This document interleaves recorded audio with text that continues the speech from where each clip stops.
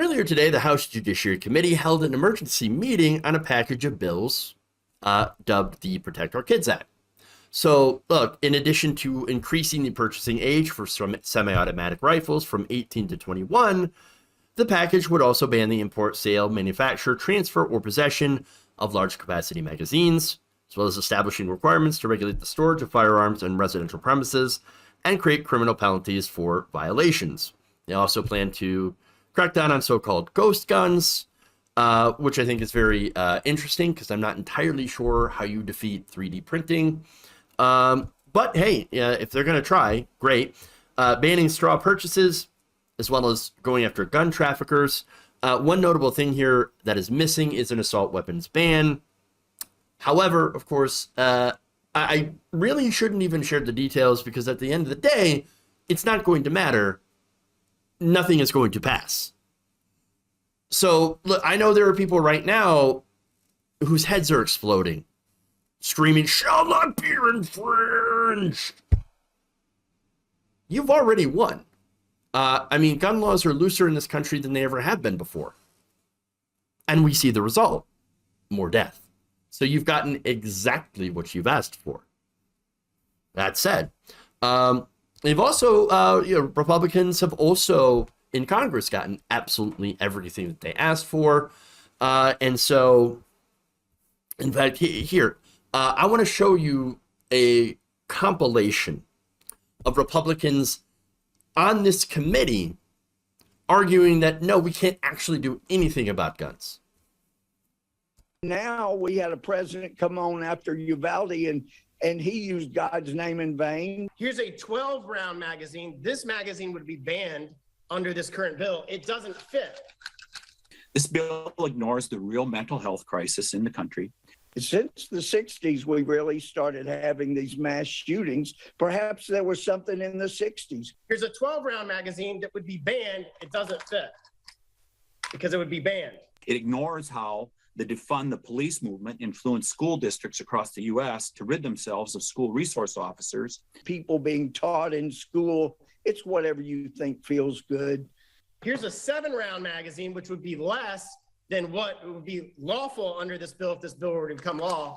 It doesn't fit. It ignores the school systems trying to replace the family by withholding information from parents about their own children. An AR-15 is a gun of choice for killing raccoons before they get to our chickens.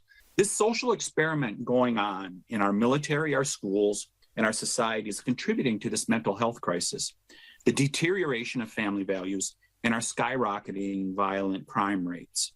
So this gun would be banned. I hope the gun is not loaded. I'm at my house. I can do whatever I want with my guns.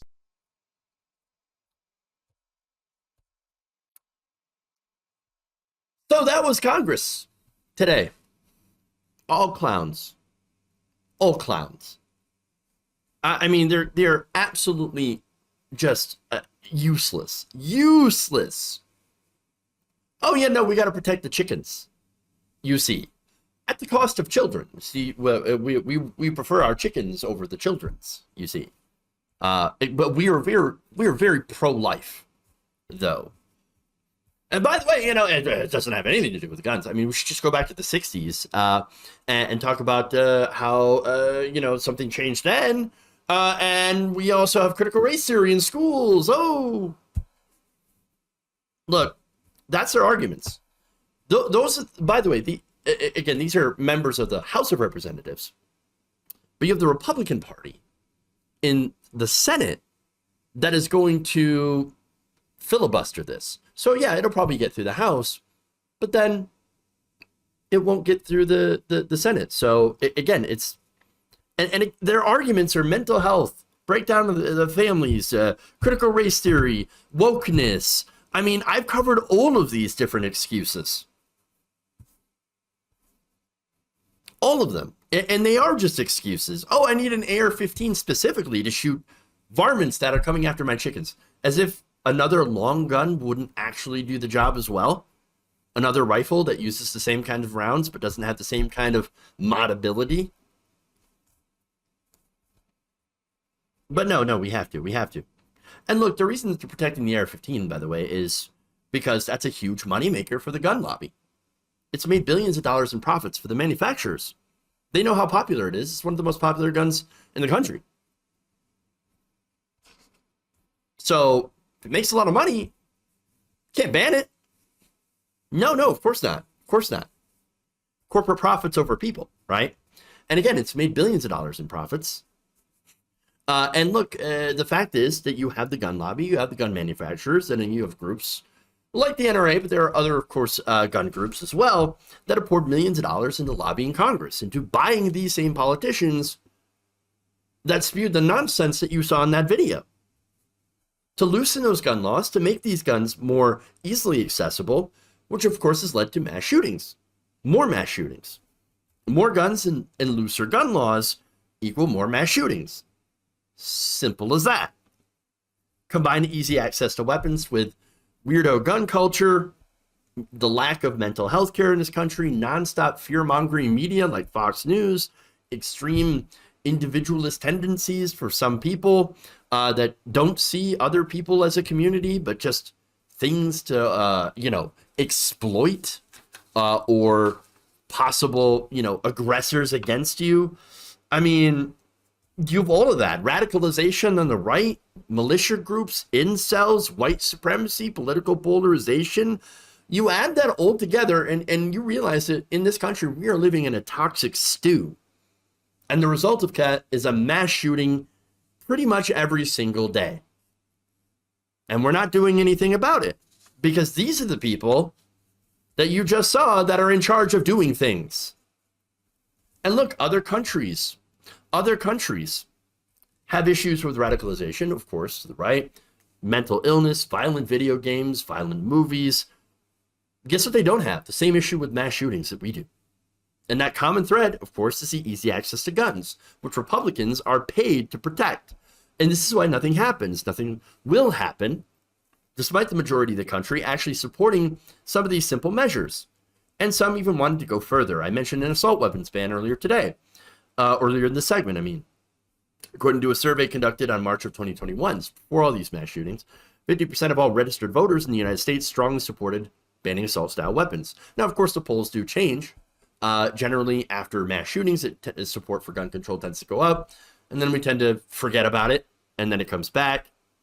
And then, of course, there's another high-profile mass shooting.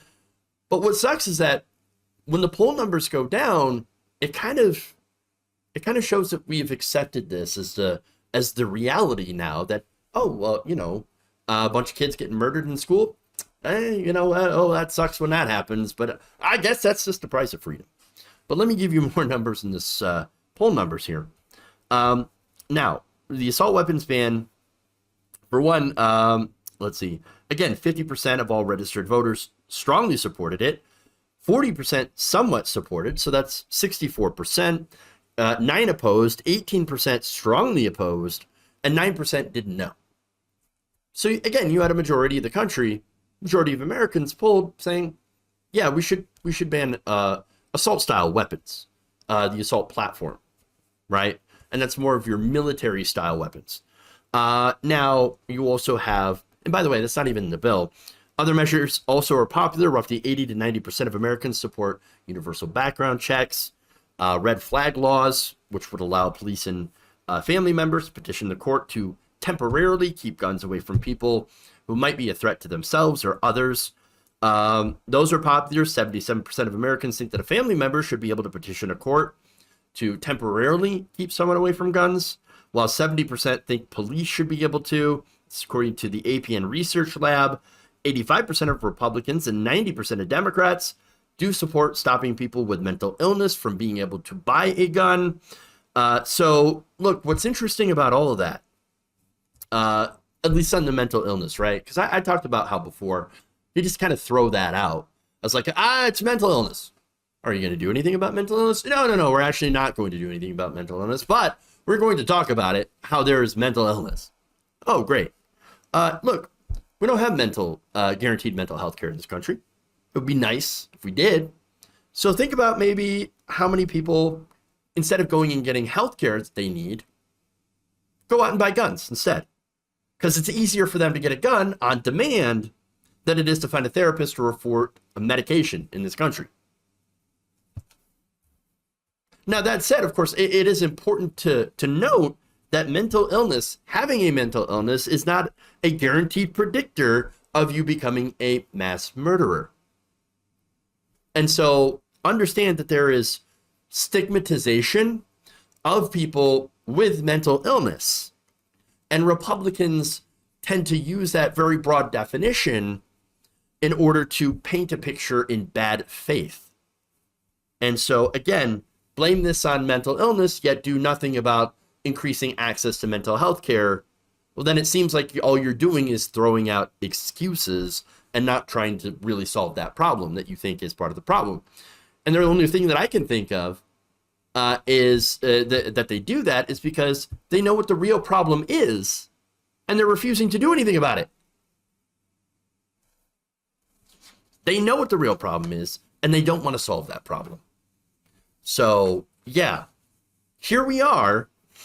We know what the problem is. We know what works. We can look at every other country that has actually done something about this, and we can see how few mass shootings actually do happen, how rare they are in other countries compared to us. And we also have the support of the vast majority of the American people, the voters that want to do something about it. The only problem here is in the United States, money rules everything. You have bribery, you have corporate elites, you have a small minority of corporations and insane voters in gerrymandered districts, as well as craven, corrupt politicians that will do nothing but support the status quo, even if it means that your kids will be the next one to die in the next mass shooting.